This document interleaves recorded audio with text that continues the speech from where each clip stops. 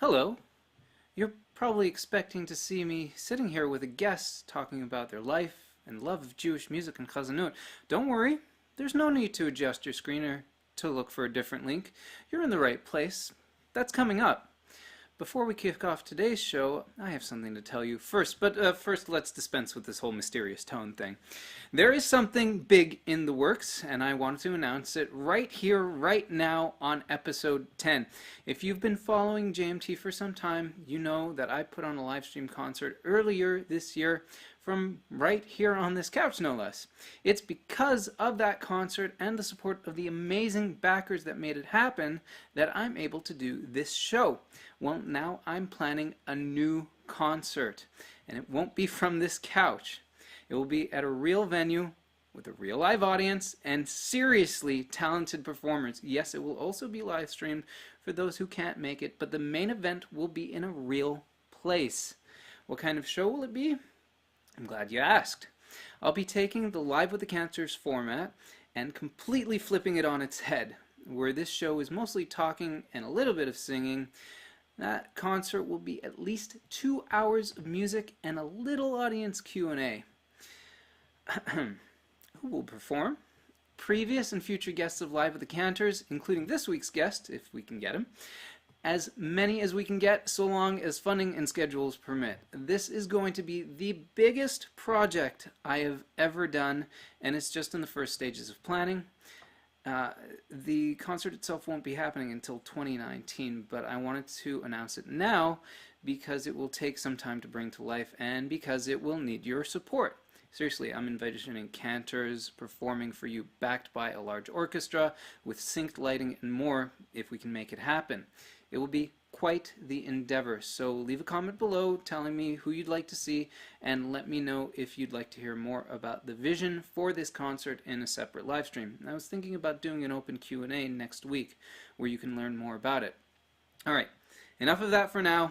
Let's get to it. Alright, this is episode 10. We did it!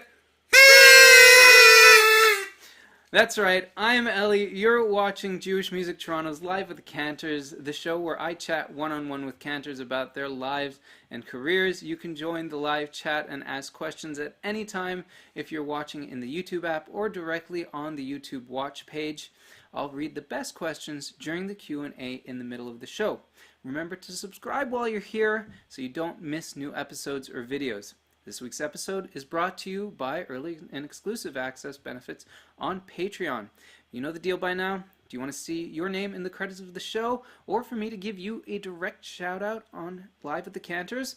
Now you can make it happen because credits and shout outs are just some of the cool benefits available to JMT's Patreon patrons, and that's on top of the early and exclusive access that you can get for standard patronage. Check out the benefits available at patreon.com/jewishmusictoronto and choose your favorite benefit tier today. Now, let me introduce you to this week's guest. Today's show is going to be unlike anything that we've ever done with the show to date, so listen closely. This week's guest can regularly be spotted at Toronto's Shaarei Tefillah congregation, where he acts as the shamus, the synagogue's religious caretaker or ritual director. When he's not at STC, though, he can be found performing at various private and public functions, from bar mitzvahs and weddings to shows at seniors' homes and community events, and here on YouTube, where he occasionally makes quirky music videos featuring his own original and parody Jewish and secular songs. He's led services for the High Holidays and Sholosh Regalim at Shaarei Tefillah, Baker Center, and more. Joining me today, if you will, please, is Gord Lindsay. Thank you for being here. Now? Yes, now. Okay. Hello. Nice to see you. Okay. Thank you for coming on, Gord. Let me just check my levels here. Am I sitting in the right spot? Yeah, I believe you are. You sure this is the right show? I thought it was about maps of the world. Ah. No?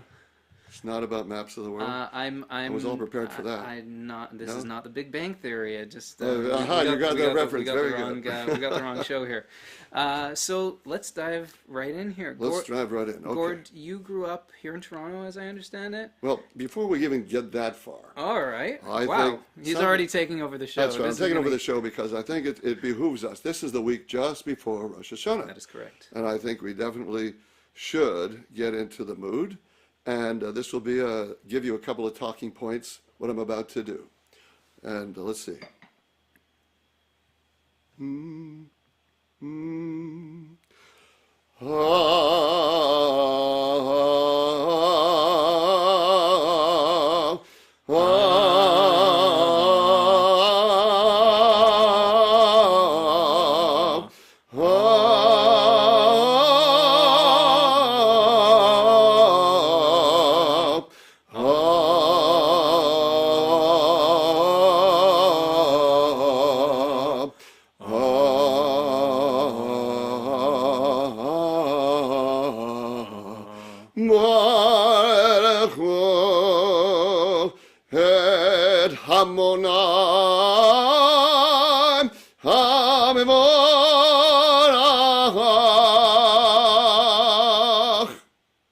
No, I said there were about 2 talking points in there.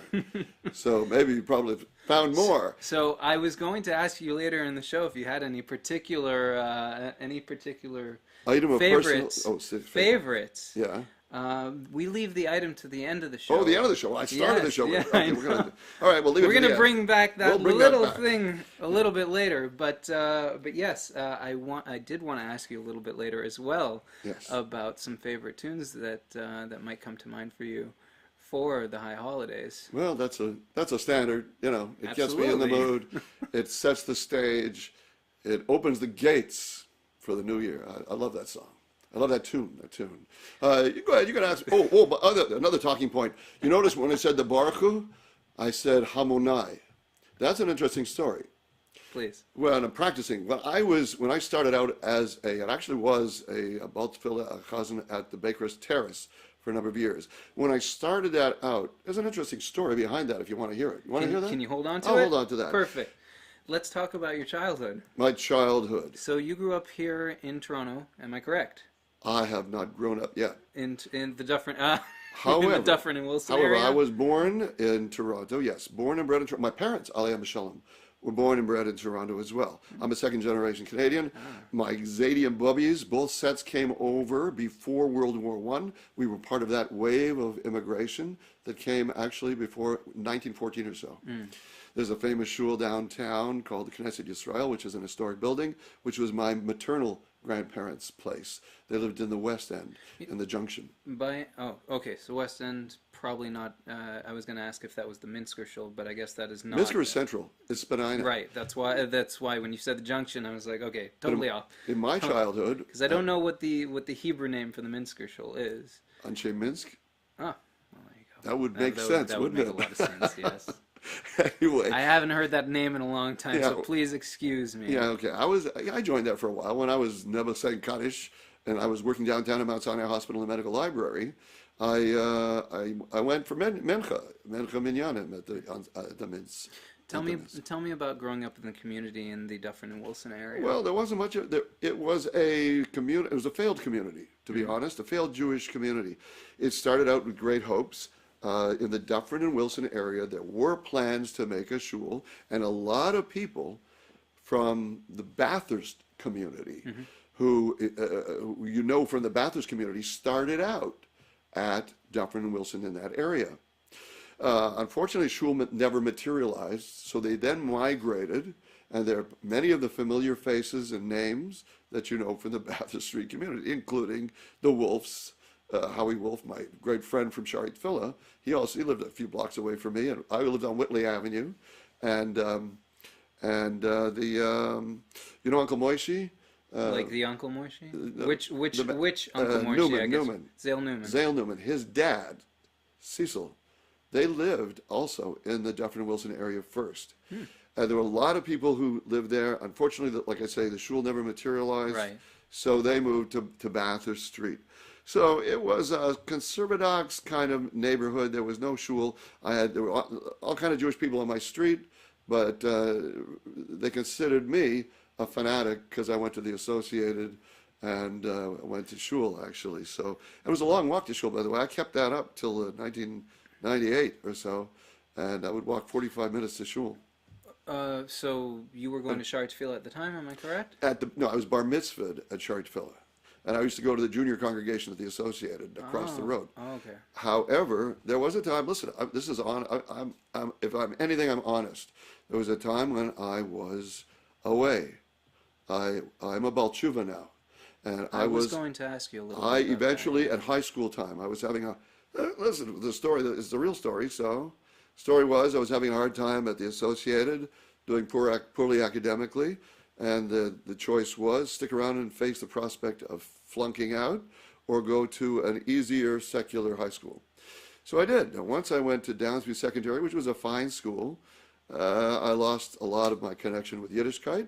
And then eventually, as I went to university, it was gone completely. I was a wash. You know what a wash is? Like a wasp. But I was like a white Anglo-Saxon Hebrew. That's what a wash is. I think that's the first time I'm hearing that term. You're kidding. Okay, well, I'm happy to give you some new insight into society and its cultures. I was awash because I drifted away. I hate to say this, but I had a rough ride at the Associated towards the end, and no one lifted a finger to help me. And I've written this up in a blog of mine. And I think you can Google it, how the Associated Hebrew Day Schools let me down. I don't mean to say anything. I thank them for teaching me and giving me a foundation in Yiddishkeit and Hebrew. And I'm eternally grateful for the education that I did have from them. But when push came to shove and I ran into trouble, no one offered me any help. Mm-hmm. In my blog, for instance, I talk about, in a very dramatic way, about how one day as an adult, I found myself at the hospital in the emergency department, where my doctor has sent me to get an emergency intravenous infusion of antibiotics because I had developed cellulitis, an infection which can be treated, but if not, can be fatal.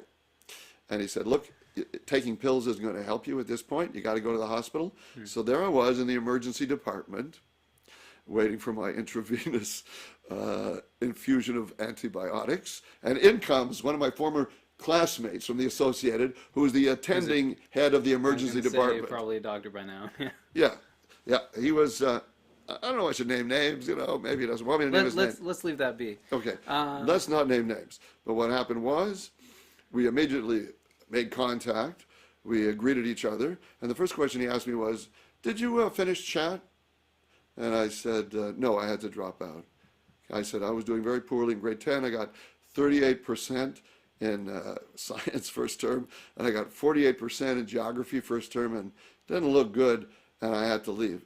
And you know what he said to me? This is what's in my blog. He said to me, you know what? I was also in the exact same position in grade 11. I was doing here's the guy, he's the head of the emergency department at a Toronto hospital. He says, I was in a very big dilemma, and I was also faced with the prospect of dropping out. I was doing very poorly. And then, he said, one teacher took an interest in me. One teacher took me aside and said, let's work. And he worked with me, and again, until by the time, and I stayed, and my marks went up, and by the time I graduated, and this was when we had grade 13, when we graduated. I was the last year of grade 13. I was in the double cohort year. Yeah, there you go. Another Lunsman, a fellow sufferer of unnecessary education. And anyway, what he said was... I think it did me some good, actually, okay, to be honest. fine. I think personally, just because of the structure of it, having that extra year to pace things out gave me some leeway to learn at my speed. Well, fine, that's good. Good for you. That's good. I was a conscientious objector in grade 13. I refused to do any work and study because I thought it was an unnecessary torture. And when I got early acceptance to Ryerson University, I have a degree now in radio and television arts from Ryerson University. We're just going through all this All stuff. the stuff and is I'm- coming out. It's just coming out. All my That's the drink. questions are See, like before- just fading away from me the, here the right problem now. is, I had several drinks before I came here. It's just pouring out. Caso, coso, quiso. It's all coming out from because you know how what a man's like when he drinks. So when he drinks, he tells the truth. That's what they say in vino veritas. That's the Latin, and the Gemara says, how do you?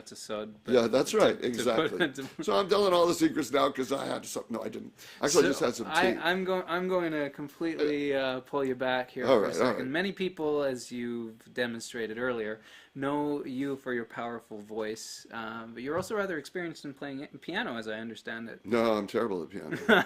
It ruined my whole career. I mean, let's put it this way. I'm a child of some evil spirit who has interfered in what God's plans were for me. Oh, dear. Oh, yeah.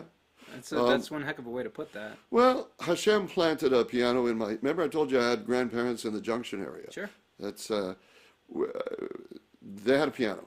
Okay. And when it came time, it was an empty nest, and there was no, they had no children left in the house. Two of the children had gone to the States. Two of the children had stayed in Toronto. I was the child of one of their daughters. And there was a piano there. And Hashem put that there. It's quite clear to me. Because, as you say, I'm known for playing the piano. No, so I said you're known for playing your... I said you're known singing, for your but voice. people don't know that I also play piano. Well, I obviously had some talent for the piano because I picked it up in university on my own. But where it really crippled me was when the time came for them to divest themselves of this piano, nobody in Toronto understood that it was essential for my development. It was absolutely crucial and critical for me to have a successful life, for me as a child to have that piano and learn it. And studies support that. Studies have recently come out again that children who are trained on an instrument over a number of years as children do better academically, do better in life, they learn how to focus mentally better, they're just better in general. And of course, in my case, it would have given me the career that I should have had, but I never had that career because there was, in my opinion, an evil spirit that got in the way and clouded the minds of the adults in the area. My parents loved me, my aunts and uncles loved me, and nobody understood the value of a piano because their minds were clouded by an evil spirit. You see, I have a different opinion, as most people, about free will and, the famous saying that some people attribute to Nietzsche, which isn't true, might have been Bertolt Brecht, that der Mensch tracht and der Gott lacht, which means man plans and God laughs. It's designed to underscore that God is in control of it. Hashem is in control of everything. But that's wrong. That's a wrong thing. I actually know the real truth behind that type of expression, and I've turned it upside down. The real truth is... Real truth. From the Torah. If we look at the Torah and understand it, it's der Gott tracht und der Mensch Schlamazel macht. That is, God plans, and then men make a mess out of it. This is the real truth. You know what? I can agree with you there. This is the real truth. I can... So what happened was God planned for me to have a piano, and had I had that piano as a child, I wouldn't be a shamus at a shul, or I wouldn't have worked for years in Mount Sinai as a clerk in a medical library, and I wouldn't have flunked out of the Associated. I would have been able to marshal my abilities because of the discipline and the focus that learning an instrument gives you. Now, how do I know that? Because when I went to Downsview Secondary School, a fine school, a lot of Jews there too. And what happened was I went for my first guidance appointment with Mr. Vanstone, the geography teacher who did guidance as well. So he gets me in there. I'm in grade 11. I just arrived. I'm a parvenu, as they say, a new arrival from Associated. And he says to me, well, Gord, what would you like to be? What would you like to do? And I said, I just came from a place where I escaped with a 63% average in grade 10. I got 48% geography first term. I got 38% in biology, botany actually it was, in first term science in grade 10. And I said, honestly, Mr. Vanstone, I'm not very sanguine optimistic about my prospects here. I'm not sure I can cut it here. I don't think I can do anything.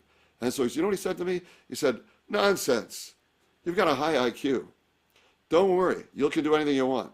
So I say to him, how do you know? How do you know I have a high IQ? He says, well, we have the tests from your former school, the Associated Hebrew Day Schools, and they show you're genius or gifted, high gifted genius, and you did tests here in Downsview, and you know, there were enough to get me into Mensa if I wanted to go in. The high school, the Mensa accepts from grade 11 on.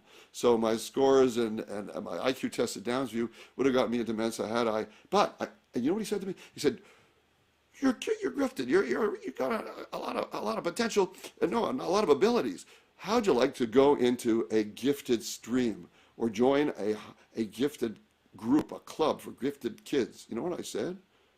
I said, no, this must be a mistake. I was raging with inner conflict because well, on one hand, you have somebody telling you that you have potential, and on the other hand, you have your past experiences. And on the third hand, I have my inner sense of myself.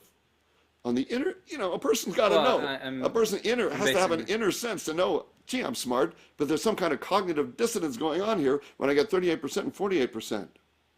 So anyway, I became what is known as the typical underachiever in life. If I had a high IQ, if you're going to agree with me or believe me, if I had a high IQ, then fine. What did I end up doing? I ended up being a clerical employee in the library at Mount Sinai Hospital. After I got my degree in radio and television arts, I didn't have the confidence to go out and look for work or do something or anything. I fell into this job as a file clerk, and I stayed there for 25 years. Is that why there was a 3-year gap between the time that you completed your radio television arts program and starting at Mount Sinai? Who told you there was a 3-year gap? Are you with the RCMP or something? What kind of, that's real background. He does real background investigation. This is a difficult man. This is unbelievable. To track down. All right. Okay. The answer is I went to York. The answer is I went to York University as a special student for a time, and I did extra studies there out of interest, with the potential of maybe going for a master's, because Ryerson didn't have a master's at the time. They offered me. I actually was very lucky to get in before they were degree granting. You're talking about Ryerson? Ryerson. Yeah, because Ryerson is still the Institute of Technology. Ryerson no, it's university now. No, it's Ryerson University now. At the time, it was Ryerson Polytechnical Institute, RPI. And even though it didn't grant the degree, it was deluged with applicants from across the country for the radio and television program because it was so good. And it was good. It still is good as far as I understand. The journalism school is one of the top. Yeah, so what happened was, though, I finished Ryerson for at a time when there were no degrees. And then a year later, they said to me, hey, you can get your degree if you take 3 liberal arts. So I said, I'm going to go to York. And I went to York University. I had a great time there. It wasn't politicized like it is now. It was very, very open and artistic. And I did social sciences there. I learned about movies and the sociology behind movies, and I did electronic music there. It was great. I had a great time there. But that's where those years were. When the time came for me to decide whether to pursue a master's, I had fallen into this job at Mount Sinai Hospital in between and the medical library, and I decided, no, enough for education for now. So for 25 years, I was a file clerk, a typical underachiever. Why do I mention it? I mention it because one day, and by the way, in my whole life, I mean, listen, I must have drunk something because the sodot are coming out here.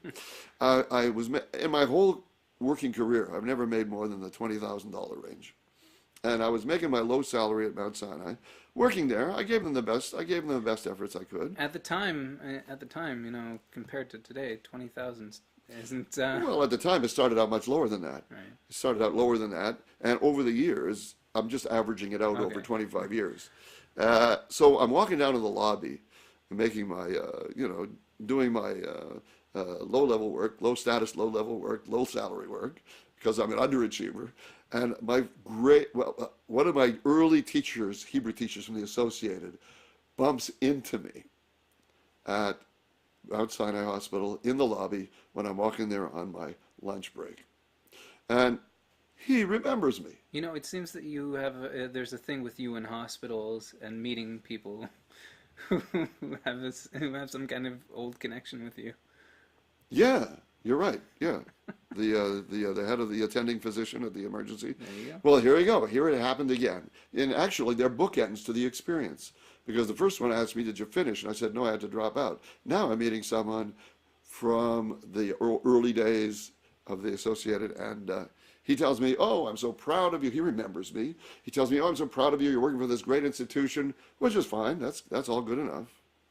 He said, did you graduate? And I said, no, I had to leave. But I said, he was always looking for the bright side. He was a very positive gentleman, wonderful man. I'm not going to name him because, yeah. And he said, oh, well, you graduated from junior high, didn't you? And I said, yes. He said, oh, that's wonderful. It's a great thing. And then he comes up to me and says, kind of, for your ears only, between the two of us. He says, just between the two of us, we had an unwritten policy at the Associated that if a student wasn't doing well, we would not help them. So that the students that were not doing well would drop out, and then only the high achieving students would graduate, and they'd make the school look good to the Jewish community, to make as an incentive. In other words, as an incentive to make people think, let's enroll our kids in the Associated. It's a high level education. I think it's especially good that you didn't name this person. Yeah, okay, well, he's gone now, so it's not going to hurt him. But the fact is, he was one of the early starters, and it's quite possible that subsequent generations of teachers at the Associated don't even know the original reason for not the sink or swim policy. There was a sink or swim policy, that if a student wasn't doing well, the idea was send Johnny to a secular school because it'll be easier there without the double curriculum, the double load, the Hebrew studies, the English studies. The student will do better there because it's a lighter load. Well, the grades went up, but I didn't do better because I lacked the ability to apply myself and to focus. And that they call those executive functioning disorders now, I believe. Okay. Yeah. Now, and the doctor, very familiar with that. the head of emergency, who overcame his problems, was helped by a teacher, and successfully so. But the rest of us who sank and were able to swim, we were cast aside to the easier curricula of just English studies, and many of our grades went up, but not our abilities and not our competence. So again, I never learned self-confidence and competence. The Associated was an attempt, I had a chance there. The Chinese have a word which is the same, opportunity and crisis. Same word. Yes, I think they call it chrysotunity. Chrysotunity, there you go. That's a Simpsons reference for people who don't know what I'm talking about. Not write in the comments saying, well, write in the comments anyway, but just not about that. That's amazing. I didn't know you're so educated. I want to shift the conversation a little bit back to the music, if you don't mind. You see, the problem was I never achieved competence that I could have, should have, if it wasn't. And now people are going to say, oh, it's God's will. That's the problem. People say, oh, it's God's will, you didn't get the piano. It's God's will, you didn't get help with the associate. And I say, no, this is a more sophisticated understanding of God's will. God's will is that we must have free will. And we're not living in the messy world we are today because it's God's will. It's because it was God's will to give us free will to do with it what we so desired. In the Torah, the precedent is very clear. Hashem says, okay, let's go to the promised land. And we say, wait a minute. First, we got to spy it out. How about that? Let's spy it out first. God tracht and the Mensch watch lemazamacht. God puts Adam and Eve in Gan Eden. He said, oh, here you go. You got eternal paradise. Go ahead, Joe, don't eat from that tree. What did they do? Free will. They eat from the tree. So when people say that what happens to you in life is God's will, I say, no, it's not. It's God's will that we all have free will, and we are able to shape our own destinies. And what happens is, many a spanner falls into the works and gums things up, and most of the time, it's man exercising free will in an unwise way.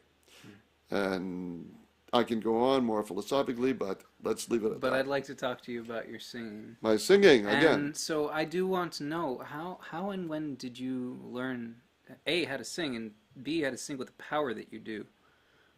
When did you start? Well, in grade 5, Pessy rose and said I had a nice voice. We were singing, "Old Dog Tray, ever faithful," you know. No, I don't know. Well, that's an old. That's That's a, just an issue I of think my I think I got the my melody musical wrong. tastes. At any rate, when Pessy told me I had a nice voice, that started me on the dream of singing. But in terms of actual singing,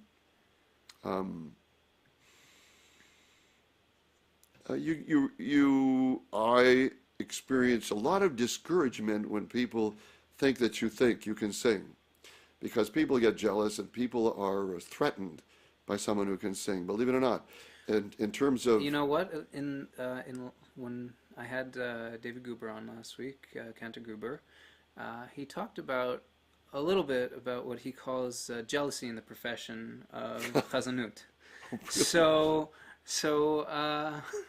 you know what? I can certainly believe that on some degrees. People, I think, in certain professions do not necessarily, I'm not going to say that I 100% agree with him on every level. However, I do believe that in a lot of the way that some parts of the world work, I'm being very aloof about this. well, In some ways, the world works is that we are so focused on competing, we don't know when it's better to work together with people yeah, and yet it's and kind to of, I think, encourage and to encourage talent where it's there. yeah, I think the paradigm of this is in the story of Rabbi Akiva's students.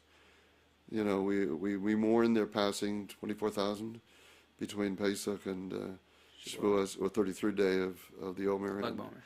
And I think that would be the paradigm of personal competition, overcoming respect for one another, and poisoning the relationships. That was basically that they didn't give kavod to each other, and it's probable that they were very competitive with each other, and rivalry. There's rivalry, there's hostility, there's adversarial relationships all over the place. It's not just in music, believe me. It's everywhere. Yeah, that's what I'm saying. Everywhere. Yeah, you're right. You're absolutely right. 100%. This is a competitive world where we all feel that we're threatened if someone else gets ahead. We have, we call it the evil eye. We try to avoid sinas chinam and all these things. We try to fulfill the commandment v'ahavta re'echa kamocha, but it's not such an easy task, because even the Ten Commandments talk about not envying or not being jealous of whatever your neighbor has, and that goes hand in hand with v'ahavta re'echa kamocha. The two commandments go really hand in hand. You can't have loving your neighbor if you're jealous of their possessions, their success in life, their this and that. So those two commandments are a little more difficult to fulfill than meets the eye. And this is an innate human ego thing. So in terms of my singing, there was a lot of skepticism, a lot of what's the word, derision. There was a lot of derision. You think you can sing? Blah blah blah. So how did you learn? Well, because clearly by now you I started, certainly have a very good voice. Because I lack focus, and I have this lack direction, and I lack self-organization, and I lack the ability to plan, I let myself drift in this clerical job at Mount Sinai until one day, about 8 years in, I was there for 25 years. 8 years in, I said to myself, wait a minute, I'm not doing what I want to do. And you know what? They had a show. They used to have a show at Mount Sinai Hospital every December called the House Staff Show. It was run by the interns and residents and clinical clerks they had at the time. They would put on a show of talent and skits every December. And for 8 years, I watched from the outside saying, gee, I think I have talent. I think I have a voice. I'd like to get off my, seat and do something. So one year I finally screwed up the courage, and I went to the meeting for the talent, for the audition and the talent for the annual House Staff Show about Sinai Hospital. And Dr. Howard Ovens, a very, very well-known emergency physician, senior now, he was running the show. So I said to him, you know, he knew me because he comes in the library. But I know all these doctors in town because I came to the library over 25 years. Right. All of their studies, residents, clerks, interns, they all pass through the library at Mount Sinai. Many of them doing rotations there. So anyway, I said to Howard, I want to sing in this show. And so he said, well, what do you got? So I did. I auditioned. I did a parody, a Sinatra song, a parody on working in the library at Mount Sinai. It was based on the summer of '42, the summer smiles, the summer knows. Please. So do I remember it? But okay, the opening was, and I just did this in front of Howard. I said, the Sinai smiles, the Sinai knows, the patients come and shed their clothes. They trust the staff, but they don't see what I do because I work in the library. They hurry in without a clue, and all they want's one brief review that for that I forget that that covers merely everything from A to Z. Anyway, went on for that. So Howard said, "That's great. You're in the show." So from that point on, that I was at Mount Sinai, working as a file clerk in the medical library technician they called it. They grandfathered me, and I never studied it, but they grandfathered me in as a library technician. And from that point on, I started to get into music. I would do songs every year. Every year for as long as they had the shows. I reprised that at the Shaarei. I do a show every year for Jews for Judaism, as Julia Sis at the Shaarei to promote their cause. And I reprised one of my songs from the Mount Sinai. I don't know if I remember it now, but I actually had the Phantom. I did the Phantom. I wore a Phantom mask. The Phantom of the Library. That's right. I did the Phantom of the Library. I came in with a cape and with I'm seeing some personal things in both the themes and the lyrics there. Oh yeah, okay, very good. That's absolutely true. That's right, I do, because I complained about working in the library. I complained about the work, my fingers to the bone, and the pay was nothing. But I think it went something like this. I wanted in, and I had my ID badge, because you can't work. Hospitals are secure places. Yes.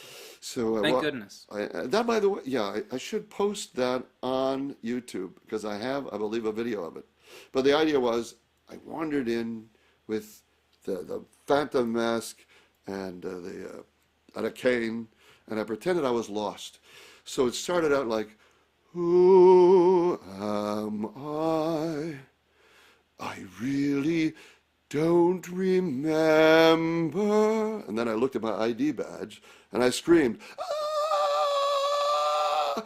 Can it be I'm still here this December? Can it really mean that for all these years I've been in the Sydney Liz, working in the Sydney Sydney Liswood Library. Tough lyric there that you put together. Yeah, right. Take my word, it's been the death of me. I remember the time when I first started here. That was way back in 1975. I think I started this too high. But back then, I was still alive. Wow. On this pay, only a ghost can survive. Working, slaving, every day more tension. And my library patrons ask such foolish questions. One thing I detest as I process their requests is, and then I show their cards that they fill out, these people never learn to read or write. Hey, they're doctors, right? Yes, doctors, that's the way they are. Help me make Mount Sinai see the light. And it went on from there. Wow. Anyway, so that's how I got started singing. And then I'm going to interrupt you. Okay, because we're out of time. We're not out of time. We're not out of time. We are just a little past time for the Q&A. So if anybody has any questions, now is the time to start writing in your questions or comments to Gord. While I wait for you to do that because of the delay, let me tell you about a limited time promotion from one of this week's sponsors. Summer may be over, symbolically anyway, but fashionable tees are always in style. This week's episode of Live with the Cantors is brought to you by the Jewish Music Toronto collection, where you can get your own JMT apparel and more. And from tomorrow through Thursday, that's September 5th and 6th, you can get 20% off your purchase of anything and everything in the shop. Want a mug? 20% off. Want a t-shirt? 20% off. Want it all? 20% off. Remember, this offer is only good from tomorrow until this Thursday. So click the link in the description below and use the code ANY20 at checkout to get your own today. There might even be something new in the shop for you to see. No guarantees on that. All right, so we don't have any questions yet. We are going to move on. I must have turned everybody off, that's for sure. That's all right, but I don't care. I don't mind. Because this is going to be... I will tell you, I enjoyed that and I did laugh. So I do want to ask you a little bit about how the Gord Lindsay music line started. Well, I got to tell you the whole story about getting into music now. Yeah. Let's pick it up. My dad died. Oh. Oliver Shalom. That went from about here to... Oh, well, you got to get down to basics. And I remember I was a wash. Right. Those early years at Mount Sinai, I was a wash, a white Anglo-Saxon Hebrew. A lot of Jews there were washes, actually. No criticism intended. They were all wonderful people. But my dad, Alex Wolfe, died. And then I knew what I had to do. I had to go back to shul that I hadn't been in. Well, I used to go Rosh Hashanah Yom Kippur. But, like that kind of Jew. No, I'm not saying I'm proud of it, but I'm also not going to conceal it. I'm not going to hide it. I wouldn't ask you to do one or the other. It's up to you to tell your story. And okay. Well, it's up to me to ask the questions. It's up to him to tell the story. All right. So my dad, Alex Wolfe, passed away, and I knew he was a lifelong member of Shaarei Tefillah. And so that's what I did. I went back to shul, and I faithfully said Kaddish for him every single day. And by the end of the year, I had found Judaism again. Rabbi Stern that was there at the time, and all the members of Shaarei Tefillah were so welcoming, wise, and accepting that I really found another home there. And I took part. I attended Shiurim, and the basics that I learned at the Associated, of course, stood me in good stead. I was able to lead services. I was able to daven, and so after the year of mourning for my dad, not only did I stay in Yiddishkeit as a member of Shaarei Tefillah, but I decided, I'm 34 years old and I still haven't done what I want to do. So I said, time to become a singer. So what happened was, Rabbi Turin, who was just nifter this past year, Oliver Shalom, Zeichet Tzadik Livracha, Rabbi Asher Turin, was a very, very popular rabbinic teacher in Toronto. He was at Ner Israel, but he also taught privately, and he was just known in the community as a leading light of Torah. And he also ran a restaurant. He had a Rainy in Bathurst. He had a place that was a combination place. It was New York, and Malkat Peking. New York, you could get a steak. It was one restaurant. By the time I was around, I guess it was gone. Gone. There was now I think a real estate place there now, where Mutti's Pizza was and all that. Yeah, in that that same corner. Plaza. That's right. Wow. And after that, I know this is a little Toronto stuff for those who are right. in the country, So New York, you could get a steak. Malkat Peking, you could get kosher Chinese food. He had a folk singer there named Albert Vaknin, who I believe his son, there's another Vaknin, has become quite well known, did a concert here in Toronto this past year. At any rate, Albert was doing singing. They had a stage, they had sound equipment, and Albert was a folk singer there while people ate their chicken chow mein and New York steaks. and he had a tip jar, and I went in and I liked the setup there, and then I heard that Albert was looking for greener pastures. He wanted to go where he thought he'd do much better, to Buffalo. He wanted to shuffle off to Buffalo, and I heard that was now an opening. Now, I had nothing but just this desire. There's just a desire to do Jewish music. Mm-hmm. And so I went to Rabbi Turin, who I believe I had known. He used to teach at Shaarei. He used to do a shiur for some at Shaarei Tefillah. And so I went to him and I said, I hear Albert is leaving. Do you think I could I play here? And he was an easygoing guy. He said, yeah, sure. Meanwhile, I had nothing. Right. I had absolutely nothing. I went to a woman I know. I don't know if I should name names, but she was a woman I know who wasn't exactly from, but who was into Jewish music. And she had some of these Hasidic Song Festival books, lead sheets with chords. And then I went to Long and McQuaid, and I rented one of those electric pianos that have a rhythm to it. Sure. Now, one thing I left out was, since I never had, well, I mentioned it in passing, I never had the training. So when I was at Ryerson, there were pianos in the studios, radio studios, and TV studios, and sometimes in common rooms.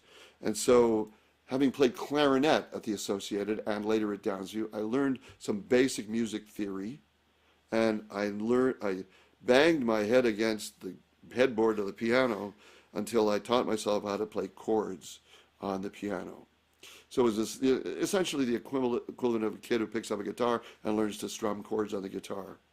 And so I learned how to play chords on the piano. So the Hasidic Song Festival music books had chord symbols. They'd say, play a C. So I knew how to play the C chord. And so I started playing in 1984 at Rabbi Turin's Malkat Peking from the Hasidic Song Festival book. I never really could pick out melodies on the piano. It really held me back, not having the training as a child. But I was able to just bang away the chords and sing a lot. So that's what I did. That's when I started singing and playing. And from there, believe it or not, people liked it, crazy as they are. And I just, a guy I went to high school with, I don't know if I should name these names. I won't name names, but he's a prominent member of the Jewish community, just did a lecture at Shaarei Shamayim about the state of Israel. And I played for his wedding. He came into Malkat Peking just on a whim with his fiance one day. And by the way, that's how I was paid. I was paid in chicken balls. I would play, and there was a tip jar, and I would get some free chicken balls. And that was my musical career. At any rate, they somehow, for some reason, liked it. And I played their wedding. And it was a house wedding. I played their wedding. Some people came in and they said, could you play a bar mitzvah? And believe it or not, from that rudimentary start, I started gigs. And unfortunately, I was no good instrumentally. I was just playing some... You had a solid voice, but the instrumentals just weren't there. I remember Morris Turk, all of a sudden, followed me at Shaarei Shamayim once. I did a luncheon, bar mitzvah, and I'm banging away there singing, what was it? I don't know. Simon Dov and Mazel Tov and Mazel Tov and Simon Dov and Mazel Tov. I was doing the thing.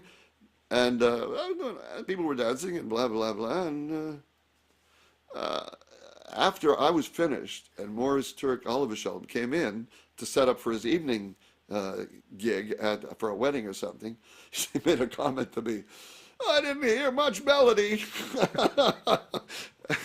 And he was 100% right, because I couldn't. I didn't have the skills to play in the key signatures, to hit the right sharps and flats that the music called for. I couldn't really read the music. It was a clarinet, maybe I could read the music, but I never coordinated reading piano and from a book. So I was at a disadvantage. But I did that, and I played, and I played. I played around here and there until a disaster struck and I gave it up. A disaster struck in 2002.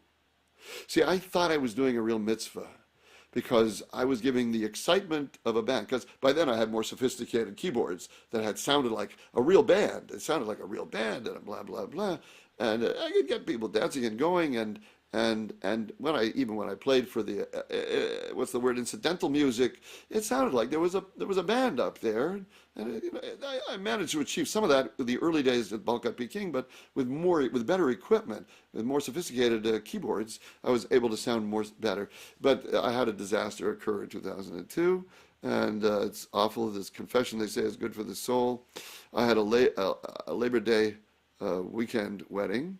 And I thought I was doing a great mitzvah. This couple, nice young couple, and I did the months in advance. They booked me, and they gave me the requests. And I spent 2 months in the summer acquiring their song list, and it included Brian Adams, "Everything I do for you," and they wanted to do their procession to "I swear by the sun and the moon, da da da." And I had it all. I practiced at it, and then a month before the gig, I got it into my mind that the wedding was actually on Labor Day, when it was on Sunday. Oh dear. Oh dear. I was practicing Sunday, and I was resting Sunday, and meanwhile, they were having the worst time of their lives. No phone call, no nothing. They did call. Oh. But I wasn't in, or I was sleeping when they called. Dear. And Monday morning, I'm all packed up to go, and the groom calls me, and I say hi. I'm not going to mention his name. No. But says so, and I say I'm ready to go. I'll be there in a few. And he says, the wedding was yesterday. Well, you could have, if there was a deep hole in the floor, it wasn't deep enough for the way I felt as I was falling through. And I spoke later to Murray Alter about that, because I sang with him as well. During this period of time, I was singing with bands and having a great time, too, with Bill Burrell. There was large bands in the day, Bill Burrell, Murray Alter. And I told him I did a terrible thing. I caused a bride on the day of all days, her day of days, to experience trauma, anxiety, disappointment. It was, and I said to her, I feel like, crawling under a rock. I feel terrible. You know what she said to me? She said, I know guys that wouldn't think twice about it. You missed a gig, But I'm not that way. It deeply traumatized me. And I haven't played a wedding or a bar mitzvah, with rare exceptions for specific occasions. But I gave it all up in terms of doing that.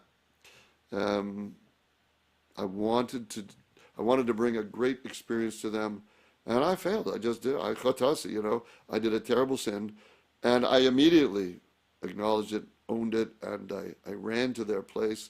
And they were already off on their honeymoon. I left a bunch of flowers, which her mother picked up. And when she got back from her honeymoon, I went there with a bunch of flowers again and said, I'm so terribly, I was destroyed by what happened as well. And I'm so terribly sorry that I caused you this pain. And I gave her the flowers. And I said, I'm not even asking you to forgive me. I'm just telling you I'm devastated. And I gave her the flowers. And that was the end of it. I haven't played since then, really, a wedding or bar mitzvah. Although I have. You have done charity events. I've done charity events, yes, and I did the Gord Lindsay. And the Gord Lindsay music line was born from some of the original stuff I did. Some of it was written for these charity events. For instance, I wrote an original. Gee, we're out of time. I gotta go. But I wrote an original Israeli song on the theme of Dati Lo Dati. Which I like very much. Someday I'd like to record it and properly try to distribute it. But basically, I did it for Jews for Judaism, to have something new to sing for them. And it's basically about a Sabra, a boy who's born in Israel, who's brought up lo dati, brought up without religion. And so naturally, when a kid comes of age, he starts to question his upbringing. In this case, he was questioning his upbringing without religion. So that's what the theme of the song is. And it goes, just the first verse goes something like this. Tagid li, Abba Nichbad. Tell me, dear Father. Lama acharei. Why? After Well, I better sing it through. Yeah, Instead of sing a translating. little. Tagid li Abba nichbad, lama charei, kol hazman avar, yesh li yarei, zaranu katzanu, avanu habe, ובכל זאת וזאת יש עוד שונא, שרנו כבר שיר השלום, שאף לאוויר כחלום, שאין לנו את הפתרון, ואין מה לעשות, ואיננו רואים, that the Arab neighbors, הם בטח מאמינים, even they're believers, והם כל יום ויום משתחווים לקהל הבא, למה אנו לא מתפללים, למה אנו לא משתחווים, on יום כיפור, אולי אנו יותר מדי משכילים וגיבורים, חסר לנו כל היסוד בתפילה, אולי יש עוד ייסוד לישועה מכל הכוח שבצבא וממשלה. Anyway, it goes on like that. It's saying, Sounds beautiful. well, thank you, but No, but I mean the lyrics sound beautiful as well, because Yeah. I do understand them. you understand the Hebrew. I understand the Hebrew, but you might want to explain it a little bit. Well, It's about a young boy a young man is questioning his father about being brought up without religion. He says. There's no peace. Why We're not after all having. this We don't have time? peace. We worked so hard, and we've overcome so much. And we Zarano Katarno. That's of course a reference to the original Pioneer song Zarano Katarno. We've sowed, we've reaped, we've worked, we've overcome, and still there are enemies at our gates. Still this hate. Maybe it's because we're not praying. Maybe because the state of Israel is not a religious state. Basically, it's just the idea being simply that God in the Torah. It's not specifically a political statement that you're No, making. not a political statement, just a question. It's a question I'm writing in the minds of those who have brought up Lo Dati, that maybe there is something to religion, maybe there's a secret behind prayer that is going to help us in addition to only using the strength of the government and just our military strength. That's basically the idea behind the song. That maybe prayer is an added dimension that could help us in our predicament. Anyway, so yes, I'm still right. So I put that on the Gord Lindsay music line and other things that I did a Remembrance Day song in tribute to all those who've fallen, rock and roll, etc. Time to go, right? I'm sorry. I'm sorry. I know people are looking at We can go a little bit over time because I did want to ask you about your parody on Funiculi Funicula, Hanukkah Funicula. That's on YouTube, yeah. Yeah, that one's on YouTube. Yeah, again, when I'm saying I'm not doing what I want to do, I got to do this. So I wrote Hanukkah is coming. I wanted to have a bouncy kind of tongue-in-cheek. I love the lyrics for that particular song. Oh. Can you do a Sure. little sampling and just Sure.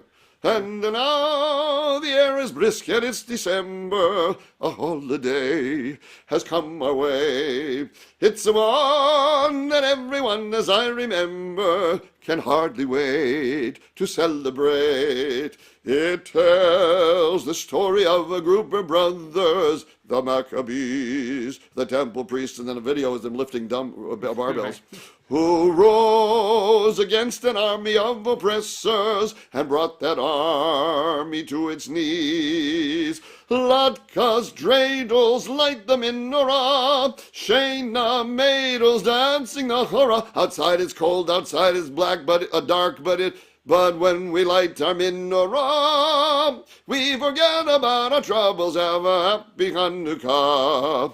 So before we wrap up, I have one bit of a side tangent type of question. Although I guess a lot of this has been tangents. Anyway. Yes, the whole thing has been divergent. I want to know a little bit about your relationship with your sister Carol. Oh, she's my kid's sister, and that's about it. She's my baby sister, and neither of us are married, so we have each other. We're the only family we have, immediate family. We don't have our own nuclear families. So we're very close. Carol is always my Shabbos guest. She lives at Midtown, where she's enjoyed living there. But she always comes to my place for Shabbos, and she spends Shabbos with me. We spend Sunday together, and then she goes back to her place. We're very close. What can you say? We don't have any other significant others, so we're very close. And and she's a wonderful kid. She really helps me. Oh, she helps me out. Shabbos, one of my jobs as a shamus is I have to make shalashudas for like 40 places. I've been at enough showcases at Shaarei Tefillah to see how much she helps out. Yes, Yes, that's she does. She comes and she she's helps. She insists on doing most. In fact, she considers it her job. She doesn't want me to do any work. You go practice the laning. You'll have to lane, for Mencha. You go practice the laning, and I'll do the setup. She'd rather do the setup. So she's a great help to me all right. in my old age and in my young age. We don't have time to do my kedusha, right? I wanted to show a kedusha that I Well, maybe we'll have to save that save that for for the another concert time. if we can get you for the Okay, concert. because I do the mimkomcha part of kedusha to the tune of Leonard Cohen's Hallelujah. We'll have to wait on that one. In the meantime, though, since we are at the end of the show, I do like my guests to share that item of significance to them Well, here we with the are, audience. So folks. Tuning, watch, fork. tuning. Tuning, fork, watch. That's right. That's the drinking that I did before I came out here. May I? Yes, cousins don't all have perfect pitch. When they lead services, Really close there. when they lead services, sometimes they need to know what note to start on, or else, like I thought I started that other song earlier at the wrong key. So you have a watch now. No, so you have a tuning fork. Now on Shabbos, of course, those of us who are Orthodox cannot strike a tuning fork and get the note. That's the note to start on. Or if it's a note above that, you go up a scale. It's like this is an E. So I would go. I want to start on an F. And it's Do, constantly re. constantly humming at that note. Yes.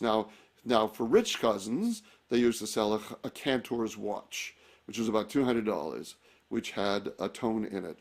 And recently Zev Muller, not too long ago, cousin from New York, very famous young cousin from New York, did us a favor and covered at our shul. He also had some kind of device giving him a pitch. I'm sure it wasn't the Cantor's watch because it's probably electronic now. Now it's probably electronically generated. These things cost money. I have no money. But if you think about it, all the old spring wound watches are run or regulated by tuning forks. That's what kept the time in these old spring wound. This is a caravel. It's not $200. It's about 2 cents if you go into a junk shop or the Goodwill stores and find an old spring wound watch. Yeah, I bought a bunch of them, some of them, and I wound them up to see if I could hear the tuning fork inside of them. And lo and behold, on a number of them, I have a Timex and this one, the Caravel. I can hear the tuning fork is an E. And not all of them are on E. Some of them are on a different note. All you have to do is hear it, find the note, and from there, you go from there. If I wanted to sing start on an F, I go E, half a tone up. Or if I wanted F sharp, I go do, re, mi, do, re. The re is an F sharp. So that is my, shall we say, working man's Cantor's watch. The lower middle class working man's Cantor's watch can be found in junk stores around the world. If you get a spring wound watch where it was regulated by a tuning fork, if you listen closely, you can hear the tone. Do you want to sing us out with something a little Rosh Hashanah related? Well, I can start the kedusha that I like. Well, keep in mind that if it is based on Leonard Yeah. Cohen's Hallelujah, we can't actually do it because of copyright. Oh, you can do it for educational purposes. It's fair use for educational purposes, and also it's not commercial. We're not selling anything. But okay, let me see. Rosh This Hashanah. this is a commercial show. Okay, you're right. So Okay. I trying to will think. I will have to call it there. That's all the time that Right. we have for Live with the Cantors this week. Gord, thank you so much for coming on. Yeah, I'm sorry for bending your ear so much, and if anybody's listening, sorry about that too. I want to give a big thanks to my Patreon patrons and everyone watching and sharing the show, and those of you buying JMT merch using my affiliate links below. All of it. The show would not be possible without you. And remember to share your thoughts about the blog, about the big concert announcement in a comment or on the JMT Facebook page, Twitter page, Instagram page. Let me know what you think. Subscribe and click the notification bell so you don't miss a thing. Remember to check out my Patreon page to choose one of the benefits I mentioned earlier. Let's get your name in the show. Join me to take part in spreading knowledge of Jewish music and to get more out of your JMT experience. Thanks for watching, and Shana Tova! Shana Tova. So which maps